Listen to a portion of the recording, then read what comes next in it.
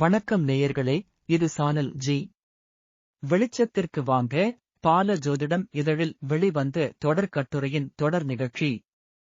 படைப்பு விசு ஐயர். இனி சிந்தனைக்கு போகலாம். என்னதான் வசதி வாய்ப்பு இருந்தாலும் ஒரு முறையாவது வெளிநாடு செல்ல வேண்டும் என விரும்புவது எல்லோருக்கும் உள்ள கனவு தான். இந்த கனவு எல்லோருக்கும் அமைகிறதா என்றால் பதில் இல்லை என்பது மட்டும் உறுதியாக உள்ளது. இதற்கு பணப்பிரச்சனை, குடும்ப சூழல், வாழும் முறை, பயம் இப்படி பல பிரச்சனை இருக்கலாம்.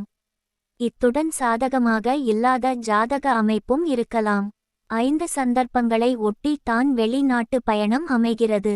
பொதுவாக வேலை அல்லது தொழில் நிமித்தம் செல்வார்கள், மாணவர்கள் படிப்புக்காக செல்வார்கள், மருத்துவ சிகிச்சைக்காக செல்வார்கள், மற்ற சிலர் சுற்றுலா பயணமாக செல்வார்கள். வேறு சிலர் வெளிநாட்டில் இருக்கும் உறவுகளை சந்திக்க செல்லுவார்கள்.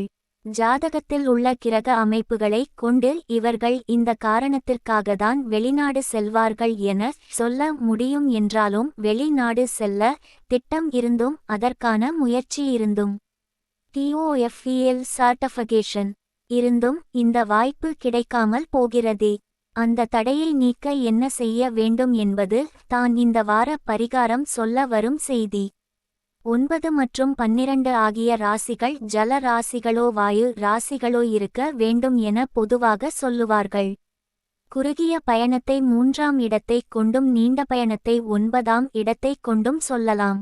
ஒருவர் வெளிநாடு செல்கிறார் என்றால் 9ஆம் வீட்டின் தொடர்பு இன்றி அவர் வெளிநாடு செல்ல முடியாது. அதாவது 9ஆம் வீட்டின் அதிபதி அல்லது 9ஆம் வீட்டிலுள்ள கிரகங்களின் தசா புக்திகளில்தான் ஒருவர் வெளிநாடு செல்ல முடியும்.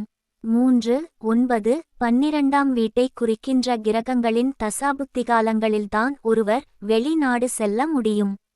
9ஆம் வீட்டதிபதி 2ஆம் வீட்டில் இருந்தால் அயல் நாட்டு தொடர்பு மூலம் பணவரவு இருக்கும். 6ஆம் வீட்டில் இருந்தால் வெளிநாட்டில் வேலைவாய்ப்பிற்கு யோகமுண்டு. 9 மற்றும் 12களில் சர்ப்ப கிரக தொடர்பு ஏற்பட்டாலும் வெளிநாடு செல்லும் வாய்ப்பு உண்டு. எத்தனையோ முயற்சிகள் இருந்தும் வெளிநாட்டு வாய்ப்புகள் தட்டிக்கொண்டு போகிறது. என்ன செய்ய என வருந்துபவர்கள் ஒவ்வொரு செவ்வாய் கிழமையும் வாயு புத்திர அனுமானை வெண்ணெய் சார்த்தி வாய்ப்பு கிடைப்பவர்கள் சாலிசா படனம் செய்துவர தடைகள் நீங்கி பலன் கிடைக்கும்.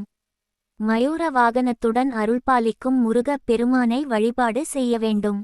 ஒவ்வொரு கிருத்திகைக்கு முன் வரும் பரணி அன்று அபிஷேகம் செய்து கிருத்திகை விரதம் இருந்து வந்தால் வெளிநாடு வாய்ப்புகள் விரைவில் கூடி வரும். வெளிநாட்டு பயணம் செல்ல முயல்பவர்கள் பரணி அபிஷேகம் பார்க்காமல் கிருத்திகை விரதம் இருப்பது சிறப்பு அல்ல. இப்படி வழிபாடு செய்வது பற்றி குறையாக சொல்லவில்லை, ஆனால் எனக்கு இப்படி வழிபாட்டில் ஈடுபாடு வரவில்லை என சில இளைஞர்கள் சொல்கிறார்கள். அப்படி சொல்லுபவர்கள் அல்லது நினைப்பவர்கள் மிகவும் சுலபமான பதிக படனம் செய்யலாம் அல்லது இந்த திருப்பதிகத்தை ஆடியோவில் செல்போனில் பதிவு செய்து கேட்கலாம். வெளிநாட்டில் வேலை தேடும் முயற்சியில் இருப்பவர்கள் திருஞான சம்பந்தர் அருளிய மட்டிட்ட புண்ணியம் காணல் மடமையில்லை, கட்டிட்டம் கொண்டான் கபாலி சரமமர்ந்தான், ஒட்டிட்ட பண்பின் உருத்திர பல்கணத்தார்க்கு அட்டிட்டல் காணாதே போதியோ பூம்பாவாய் என்ற திருமயிலை திருப்பதிகத்தை படனம் செய்யுங்கள். எந்த காரணத்திற்காக வெளிநாடு செல்ல கருதுகிறீர்களோ அதற்கான வழிபாட்டு முறை பதிக படனம் என தனியாக உள்ளது. அதனால் அதனை உங்கள் நம்பிக்கைக்குரிய சோதிடரை அணுகி ஜாதகத்தை ஆய்வு செய்து விரும்பியதை பெற்று மகிழ்ச்சியுடன் வளமுடன் வாழ இறைவன் திருமுன் வேண்டுகிறோம். நல்லது சொல்லி உள்ளது நல்லதே நடக்கும். நல்வாழ்த்துக்கள். விசு ஐயர் புத்தகங்கள் அமேசானில் படிக்க கிடைக்கும். மின்னூலகத்தில் பதிவிறக்கம் செய்து கொள்ளலாம். பொட்காஸ்டில் ஆடியோ புத்தகமாக கேட்கலாம். அன்பு நேயர்களே, இது உங்கள் மனம் கவர்ந்த சானல் ஜி. உங்களுக்காக தினம் ஒரு நிகழ்ச்சி ஒலிபரப்பாகிறது. நண்பர்களுடன் பகிர்ந்து கொள்ளுங்கள். நலம் பெறுங்கள். கருத்துக்களை எழுதி அனுப்ப வேண்டிய முகவரி podcast sanalji@gmail.com.